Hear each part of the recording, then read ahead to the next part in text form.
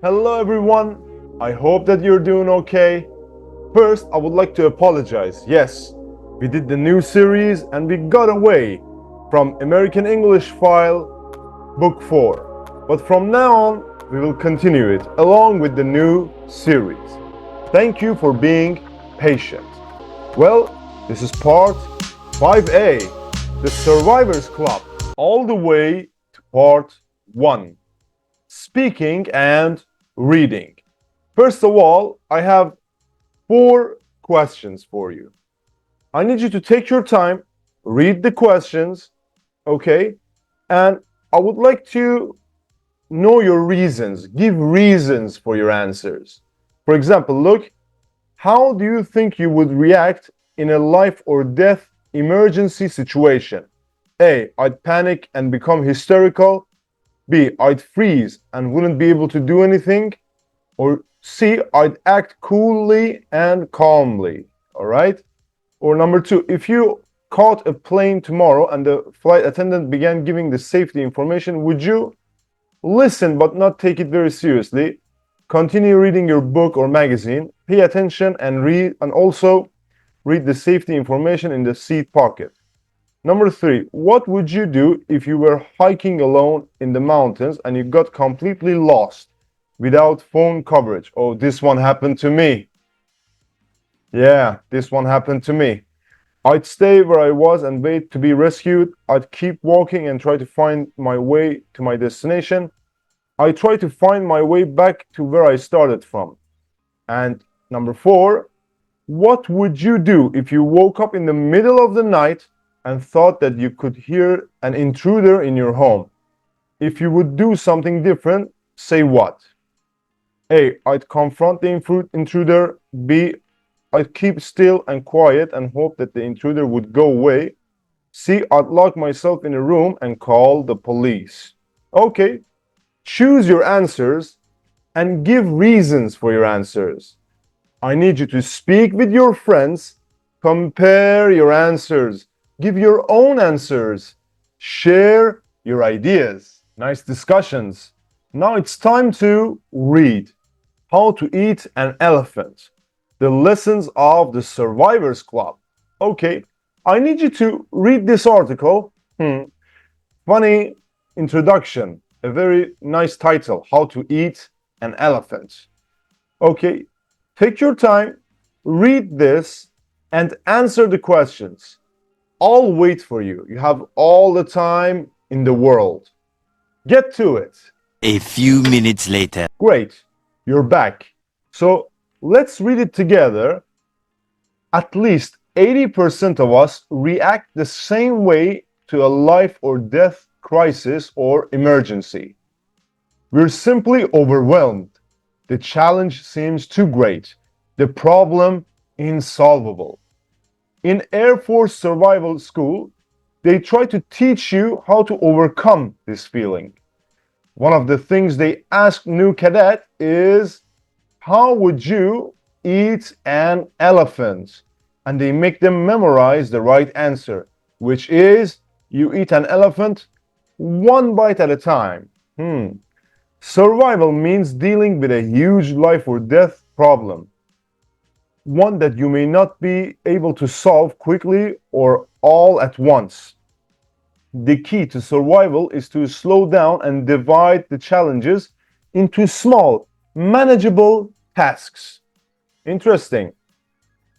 One goal at a time, one decision at a time.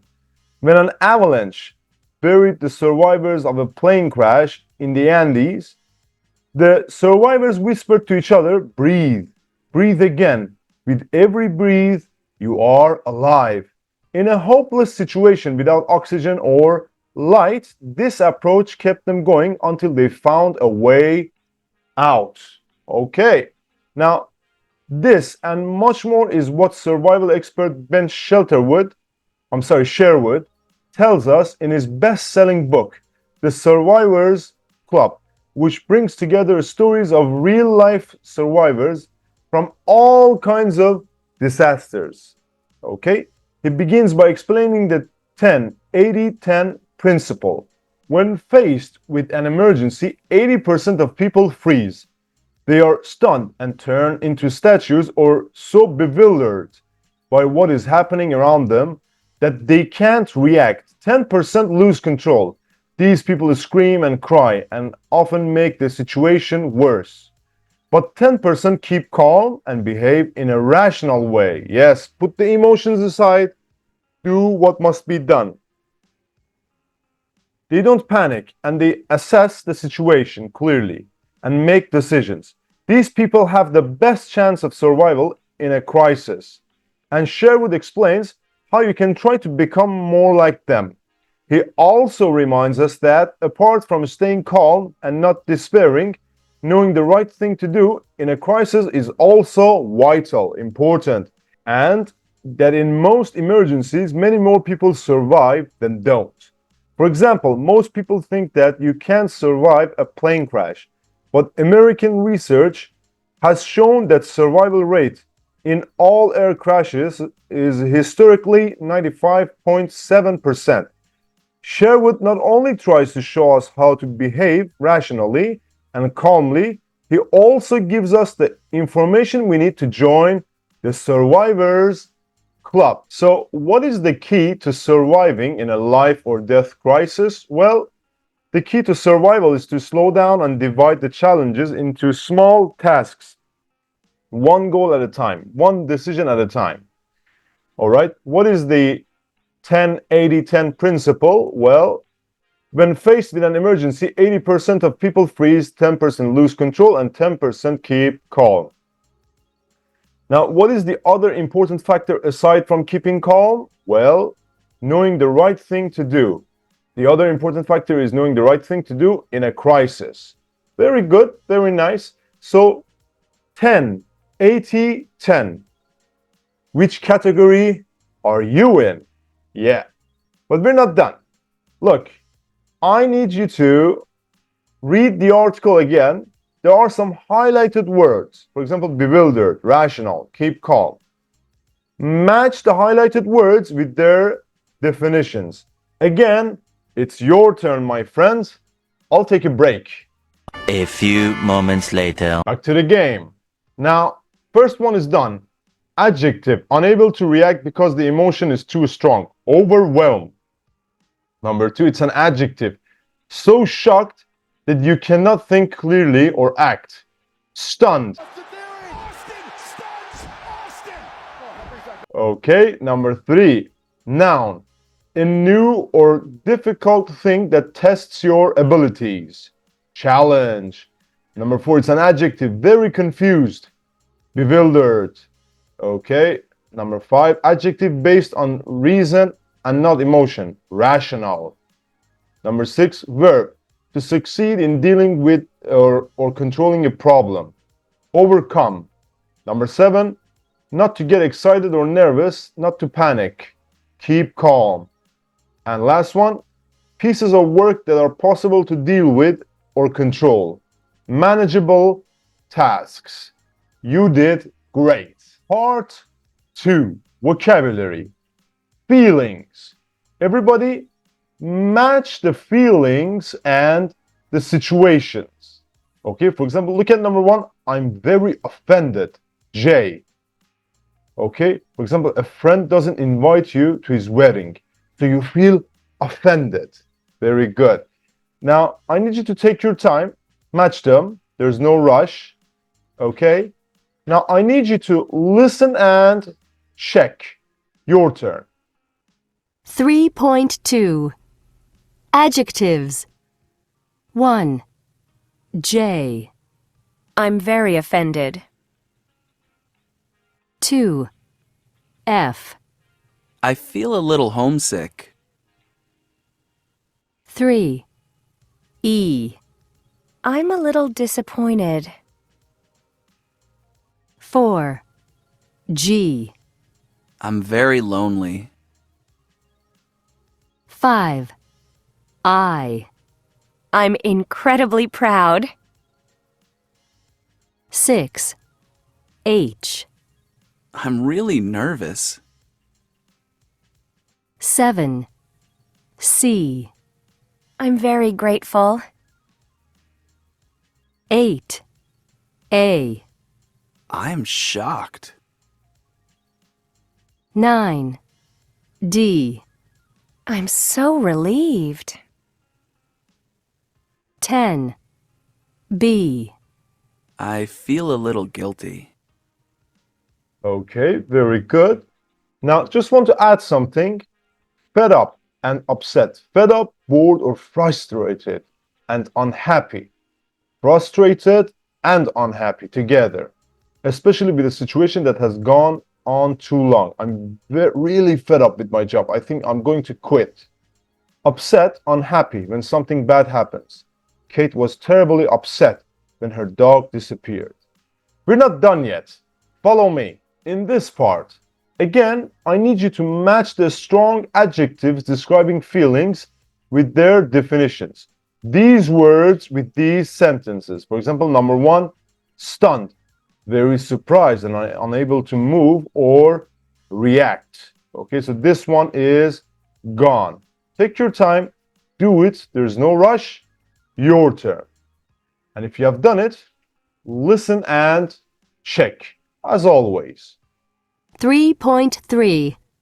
Strong adjectives. 1, Stunned. 2, Devastated. 3, Delighted. 4, Thrilled. 5, Astonished. 6, Desperate. 7, Overwhelmed. 8, Bewildered. 9, Horrified. Another one done. But again, I need you to follow me. Informal or slang words and expressions. Now look at the highlighted words, the ones in the yellow band. Okay? Try to figure out their meaning.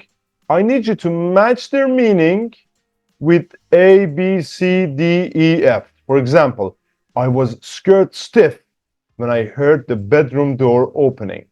Scared stiff means terrified. Okay? Your turn. Take your time. You can use Google Dictionary to help you. Now listen and check with me. Let's go. 3.4. Informal or slang words and expressions. 1, B. I was scared stiff when I heard the bedroom door opening. 2, A. You look a little down. What's the problem? 3, D. I'm absolutely worn out. I want to relax and put my feet up. 4, F. When I saw her, I couldn't believe my eyes. She looked 10 years younger. 5, E. I'm sick and tired of hearing you complain about your job. 6, C. He finally passed his driver's test. He's jumping for joy. Yeah. Jumping for joy means extremely happy. And that's it for the vocabulary part. You did great, my friend. Part 3, pronunciation. Everybody, there are some bold verbs: desperate, offended, disappointed, bewildered. Okay? I need you to listen and underline the stressed syllable. Let's do it together, me and you. Let's go. 3.5. 1, Hi, Sue. What's the matter? I was just robbed. Please come quickly. I'm desperate. 2, You weren't offended by what I said, were you? Yes, actually I was. 3, What did you think of the movie? To be honest, I was a little disappointed. 4, What don't you understand in the report? I'm just completely bewildered by so many facts and figures. 5.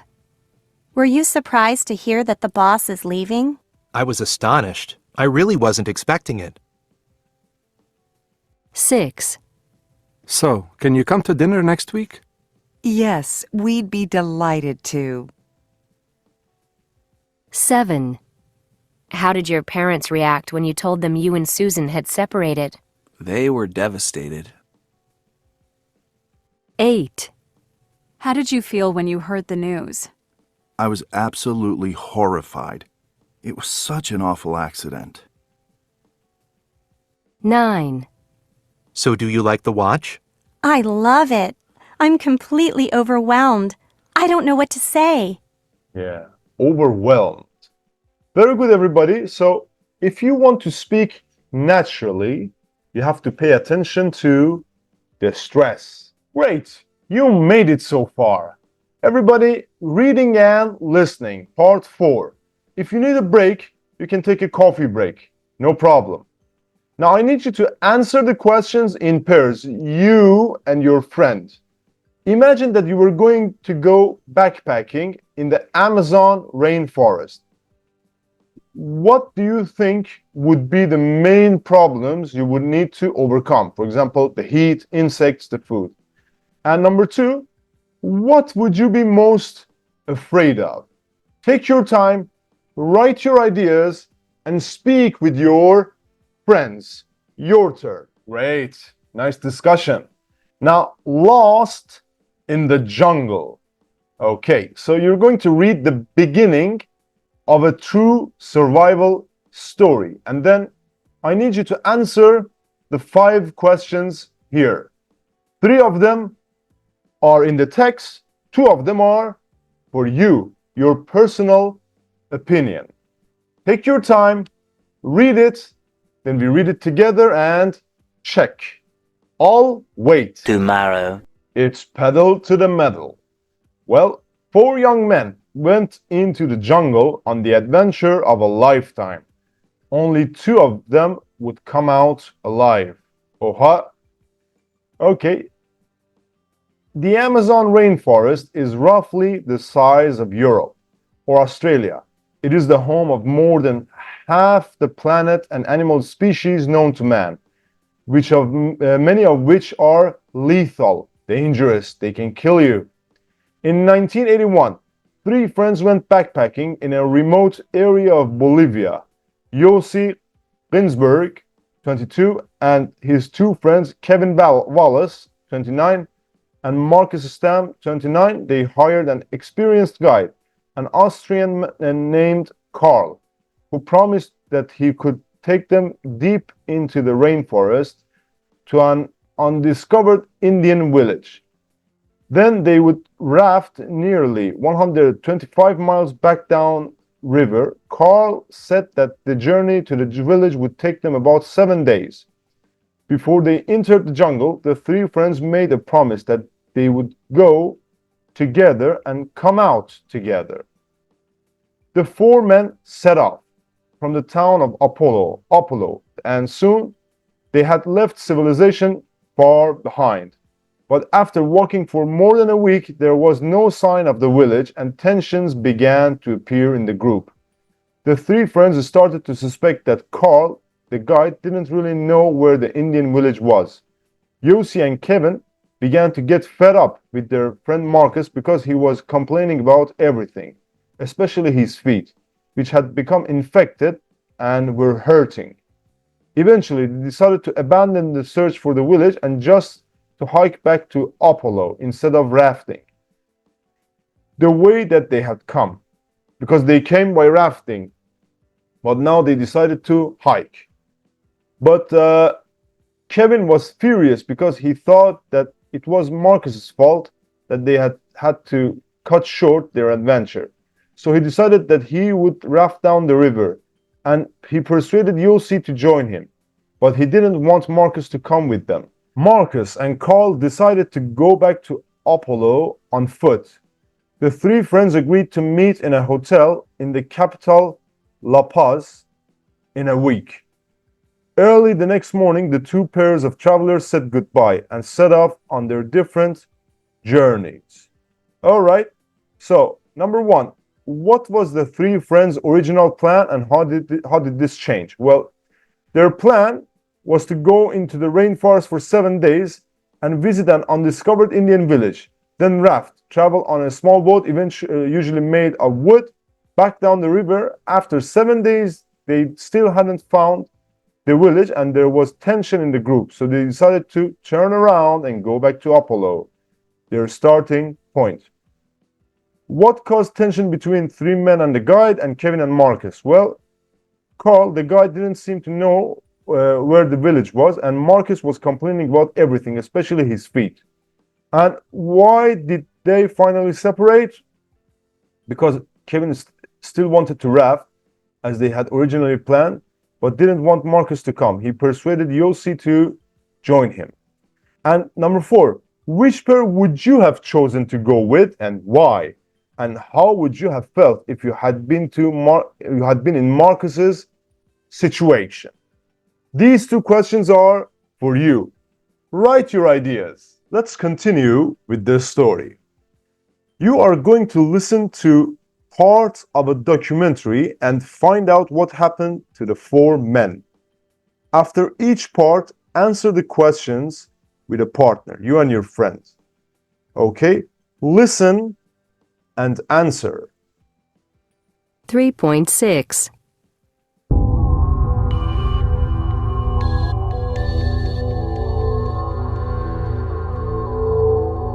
Yossi and Kevin soon realized that going by river was a big mistake. The river got faster and faster, and soon they were in rapids. The raft was swept down the river at an incredible speed until it hit a rock. Both men were thrown into the water.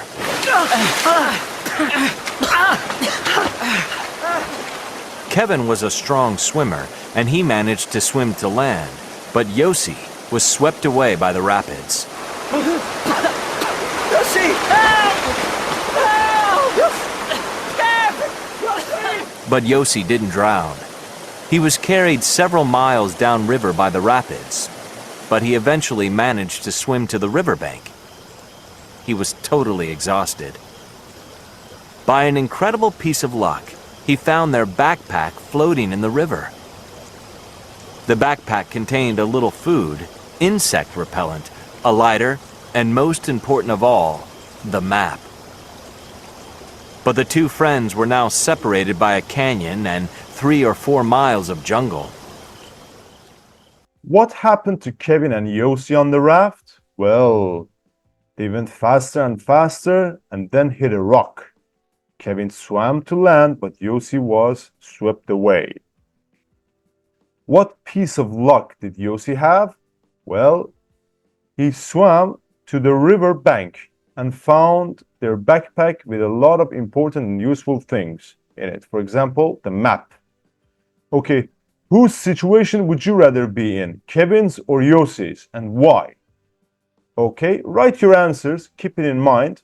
Now, I need you to listen to part 7 and answer the questions. Let's go. 3.7. Kevin was feeling desperate. He didn't know if Yossi was alive or dead, but he started walking downriver to look for him. He felt responsible for what had happened to his friend because he had persuaded him to go with him on the river. Yossi! Yossi! Yossi, however, was feeling very optimistic. He was sure that Kevin would look for him, so he started walking upriver calling his friend's name. Kevin! Kevin! But nobody answered. At night, Yossi tried to sleep, but he felt terrified. The jungle was full of noises. Suddenly, he woke up because he heard a branch breaking. He turned on his flashlight. There was a jaguar staring at him. Yossi was trembling with fear. But then he remembered something he had once seen in a movie. He used the cigarette lighter to set fire to the insect repellent spray and he managed to scare the jaguar away. Well, that was very scary. How were Kevin and Yossi feeling? Well, Kevin was desperate. He thought that he was responsible for what had happened to Yossi, but Yossi was very optimistic, and he was sure that he would find Kevin. Now, as for next one, what happened on the first night to Yossi? Yossi woke up and found the jaguar looking at him, but he managed to scare it away by setting fire to insect repellent with a cigarette lighter. Like, this is the spray, and this is the lighter, and you make fire with it, like just like that. Very good, very nice. Now, what would you have done if you had been in Yossi's situation? What would you do? Well, I know that I would freeze. I don't know about you. The rest of the story. Again, listen and answer. Let's go. 3.8. After 5 days alone, Yossi was exhausted and starving. Suddenly, as he was walking, he saw a footprint on the trail. It was a hiking boot. It had to be Kevin's footprint. Kevin! He followed the trail until he discovered another footprint, and then another. But suddenly he realized that the footprints weren't Kevin's footprints. They were his own. He had been walking around in a circle. At that moment, Yossi realized that he would never find Kevin. In fact, he felt sure that Kevin must be dead. He felt totally depressed and at the point of giving up.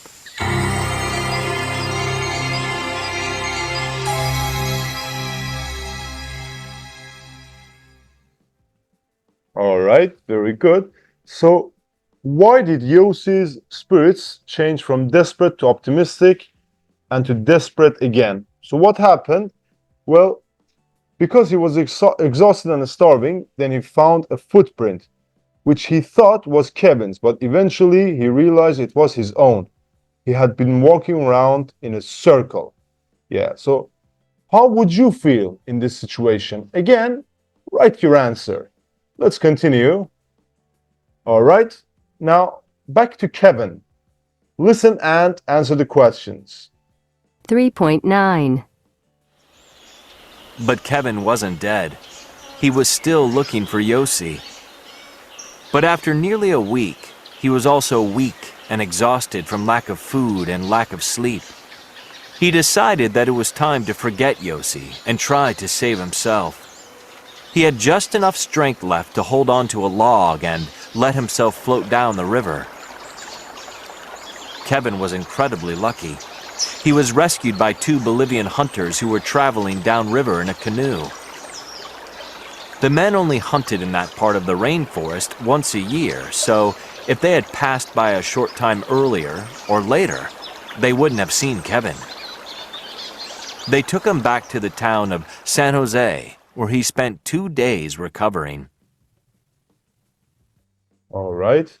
So, what had Kevin been doing all that time? He had been looking for Yossi, and what did Kevin decide to do? He decided to save himself. All right. And why was he incredibly lucky? Because he had floated down the river on a log and had been rescued by 2 Bolivian hunters who hunted in that part of the rainforest once a year. So if you had been Kevin, what would you have done now? It's getting interesting. So let's see, along with Kevin's story. 3.10. As soon as Kevin felt well enough, he went to a Bolivian army base and asked them to look for Yossi. Mi amigo se pierde en la selva. ¿Debes buscarlo? The army officer he spoke to was sure that Yossi must be dead. But in the end, Kevin persuaded them to take him up in a plane and fly over the part of the rainforest where Yossi might be. But the plane had to fly too high over the rainforest, and the forest was too dense. They couldn't see anything at all. It was a hopeless search. Kevin felt terribly guilty. He was convinced that it was all his fault that Yossi was going to die in the jungle. Kevin's last hope was to pay a local man with a boat to take him up the river to look for his friend.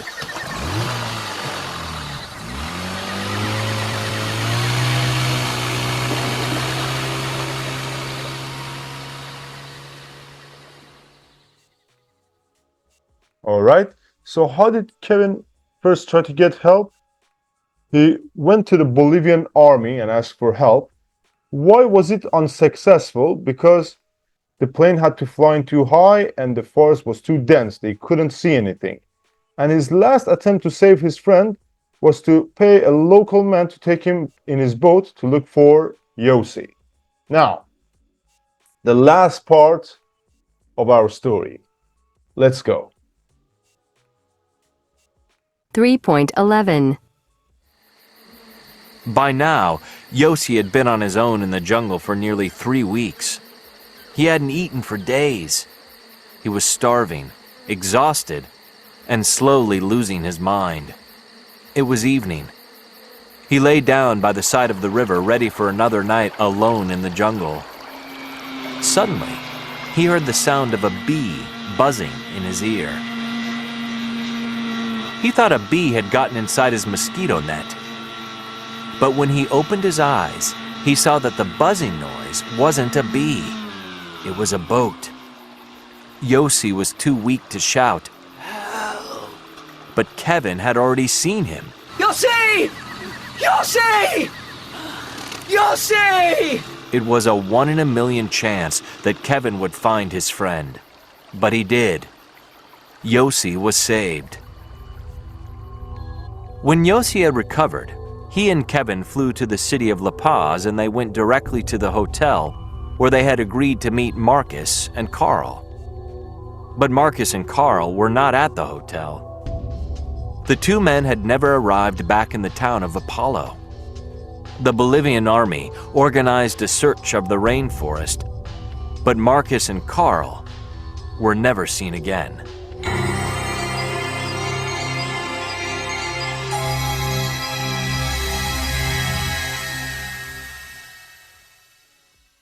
Well, I guess we never know. How long had Yossi been on his own in the jungle and how was he? Well, he was there for nearly 3 weeks and he was starving, exhausted, and slowly losing his mind. What did he think the buzzing noise was and what was it exactly? Well, he thought it was a bee, but in fact it was the engine of the boat Kevin was in. And he was saved. Now, what do you think might have happened to Marcus and Carl? Do you have any idea? Well, I guess we'll never know. That was a nice story, but the ending was very mysterious. Now, look at the 4 sentences and fill in the blanks with verbs in the right tense. I'll help you. Let's do it together. What would you do if you were in the mountains and you got lost? Number 2, if I thought that somebody was in my house, I would call the police and I wouldn't confront the intruder. Number 3, what would you have done if you had been in Yossi's situation? And number 4, if Kevin hadn't looked for his friend, Yossi would have died. Now, look at the 4 sentences. We are talking about unreal conditionals. Which two refer to a hypothetical situation in the past? And which two refer to a hypothetical situation in the present, right now, or future? Well, if you look at it, 3 and 4 refer to a hypothetical situation in the past. And 1 and 2 refer to a hypothetical situation in present or future. Now, as you can see, our grammar is about unreal conditions. Let's get to it. Listen. 3.12. 1. If there was a fire in this hotel, it would be very difficult to escape. I wouldn't have a car if I didn't live in the suburbs. 2. If you weren't making so much noise, I could concentrate better. 3. If I were you, I'd make Jimmy wear a helmet when he's riding a bike. Very good. So this is the second conditional sentence that we use to talk about hypothetical or imaginary situation. We usually use it in the present or future and its consequences. All right? In the if clause, you can also use the past continuous or other clause. In other clause, you can use could or might instead of would. So that's possible as well. Now, for the others, let's go to the next page. All right. Listen again. 3.13. 1. If you had come to class more often, you would have done better on the exams. I wouldn't have been late if I hadn't overslept. 2. He would have died if he hadn't been wearing a helmet. If the jacket had been a little cheaper, I might have bought it. Very good. So we use third conditional sentences to talk about hypothetical past situation and its consequences. Again, the same system. And you can also use the past perfect continuous in the if clause, and you can use could have or might have instead of would have in the other clause. Now, second or third conditional, what's the difference? Listen. 3.14. 1. If you came to class more often, you would probably pass the exam. 2. If you had come to class more often, you would probably have passed the exam. Okay, so look at the meaning.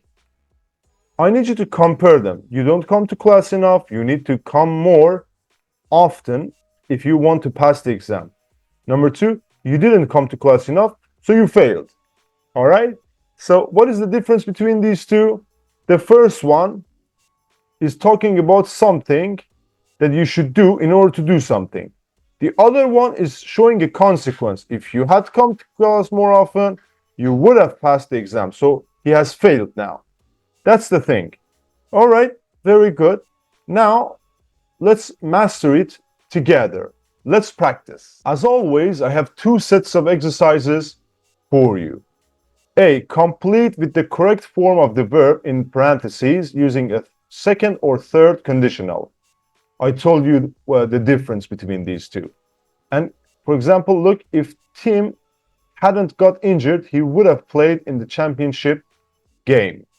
And in B, complete using a second or third conditional. You didn't wait 10 minutes, you didn't see Jim. If you had waited 10 minutes, you would have seen Jim. Okay, as always, stop the video, take your time, do it yourself. You can also take a look at the grammar part again and take a screenshot, look at it while you do it. And now let's do it with me. Number 1, exercise A. So take a look at it, not made. I wouldn't have made so much food if you had told me you weren't hungry. Number 2, if I were you, I wouldn't lend money to members of your family. Okay, number 3, I would ask Jack to help me if he wasn't so busy. Number 4, Joey wouldn't have had an accident if he hadn't been driving so fast. Number 5, I'd run the marathon if I was or were in better shape. Number 6, if you had looked where you were going, you wouldn't have fallen. Number 7, I'm sure you would enjoy dancing if you came to class with me. Number 8, we'd go to the local restaurant if they change the menu from time to time. Number 9, Nina wouldn't have gone abroad if she had been able to find a job here. Number 10, if you had asked for a discount in the store, they might have given you one. All right, not bad. As for the second part, you need to look. second conditional or third conditional? You know the difference. Okay, number one, Luke missed the train. He was late for the interview. So you can say, if Luke hadn't missed the train, he wouldn't have been late for the interview. Number two, Maxie didn't buy the top. She didn't have any money. So Maxie would have bought the top if she had had some money. Number three, it started snowing. We didn't reach the top. If it hadn't started snowing, we would have reached the top. Rebecca drinks too much coffee. She sleeps badly. If Rebecca didn't drink so much coffee, she wouldn't sleep so badly. Number five, I don't drive to work. There's so much traffic. I'd drive to work if there weren't so much traffic. Number six, Matt doesn't treat Sue well. She won't stay with him. If Matt treated his girlfriend better, she would stay with him. Number seven, you don't do any exercise, you don't feel healthy. You would feel a lot healthier if you did some exercise. Number eight, the taxi driver had GPS. He found the street easily. Number eight, the taxi driver had GPS. He found the street easily. The driver wouldn't have found the street if he hadn't had GPS. Okay? Jim bought the wrong size. I had to exchange the sweater. If Jim had bought the right size, I wouldn't have had to exchange the sweater. And number 10, you get up late, you waste half the morning. If you got up earlier, you wouldn't waste half the morning. And that's it. It's easy. You just need to practice a little bit, make sentences, or rewrite these sentences. You'll get the hang of it. As for little practice, look, if I lived in the city, my phone bill wouldn't have been so high if. Write one positive sentence and one negative sentence for each scenario. I'll do it for myself. Look, if I lived in the city, I would have had a better social life. If I lived in the city, I wouldn't need a car. So one positive, one negative. My phone bill wouldn't have been so high if I had turned off roaming when I was traveling. Or if I hadn't spoken to my sister in the UK for an hour. Take your time, write a positive and negative scenario. Very good. Now, I need you to compare your sentences with your friends. Ooh-wee!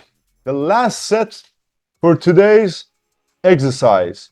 Now you know why I don't record book 4 very much. It takes so much time. Okay, look at 3 pictures.